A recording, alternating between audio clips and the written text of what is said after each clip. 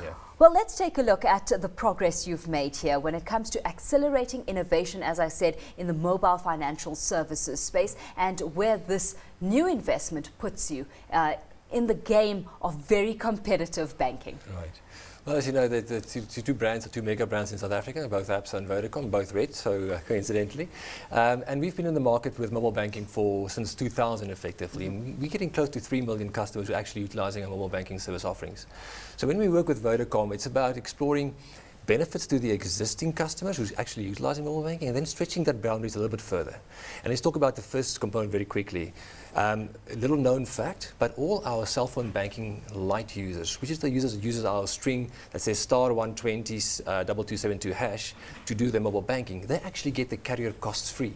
Because between Absa and Vodacom, we pick up that cost. That's a very important part of making banking affordable. Exactly. So, because consumers at this stage are not only worried about convenience, it's that cost factor Absolutely. that is increasingly important. Absolutely. And we see that market segment that utilizes cell phone banking light typically sits in our mass market client base. So cost and benefit absolutely connect very well together in that offering between Vodacom and Absa specifically. Of course, there's that focus on the bottom end of the customer base. How far does your target reach in terms of the kind of market you're catering to with these services? Yeah.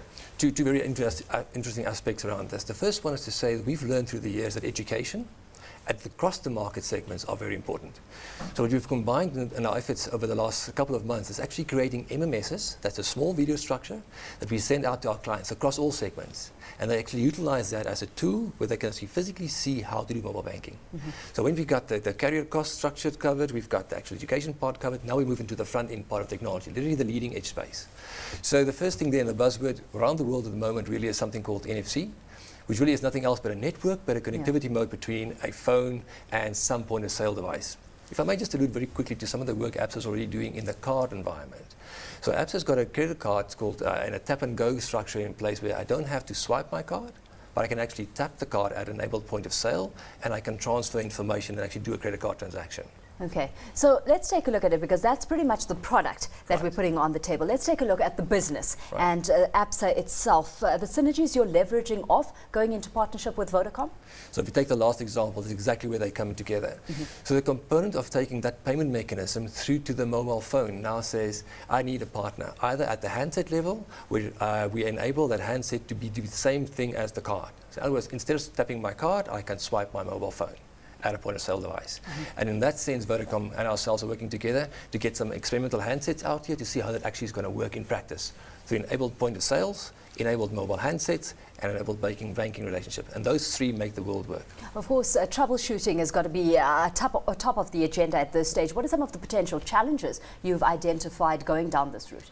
Well, obviously, the proliferation of the handsets and the point-of-sale devices is a typical disabler for this capability across the world. But as technology catches up and as it becomes more prolific through merchants as well as users, that will catch on and actually be very practical to use. But that's our biggest challenge at the moment. First, establish the concept and actually get the rollout out there in the market. Bottom line focus, I mean, how do you see this working to extend your footprint in what is a very competitive market right now, and that competition for the consumer wallet is becoming increasingly tough?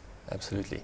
So if we go back to the education part of it, education plays a very important aspect of getting our consumers orientated to say, this is what I can do with my mobile phone. And then in conjunction with Vodacom, we really think we can push that envelope a lot further.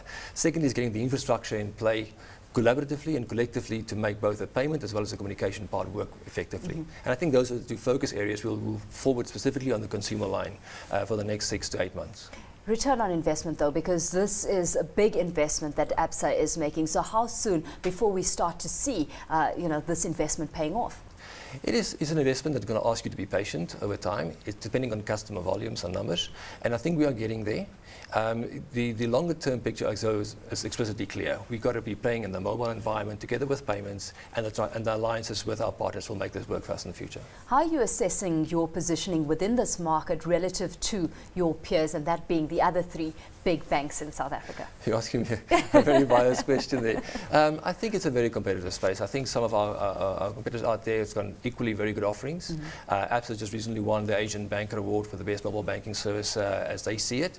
So it's going to be a close race and very tight, especially over the next year or 2.